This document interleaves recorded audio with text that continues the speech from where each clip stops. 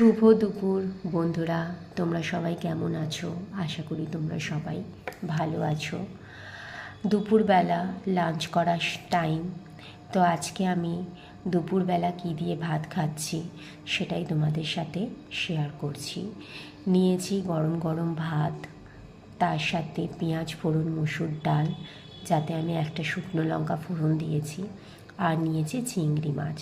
চিংড়ি মাছটা আমি আদা রসুন পেঁয়াজ দিয়ে ভালো করে, গরম মশলা ঘি দিয়ে ভালো করে করেছি। আর তার সাথে নিয়েছি একটা শসা।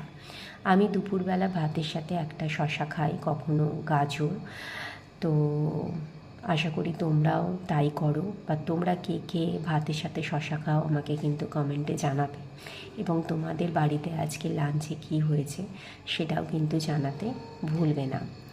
আজকে আমি একা একাই খাচ্ছি, কারণ আমার ছেলে স্কুল থেকে এসে পড়তে গেছে, মানে ওকে স্নান করিয়ে খাইয়ে 3টের সময় পড়তে দিয়ে এসেছি। তো দিয়ে আসার পরে আমি কি করছি, লাঞ্চ করছি। আমার ছেলে সেন্ট মেরিসে পড়ে, ক্লাস 3-তে। তো ছুটি হয় 1:30, আস্তে আস্তে 1:45।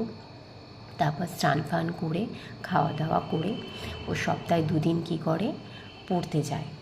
তো ওকে পড়িয়ে টড়িয়ে দিয়ে এসে টুকটাক যদি কাজ থাকে তারপর সেগুলোকে সেরে কী করি, আমি এই 2 দিন একটু আমার দেরি হয়ে যায় খেতে। ম্যাক্সিমাম বেঁচে যায় 2:45 বা 3টে।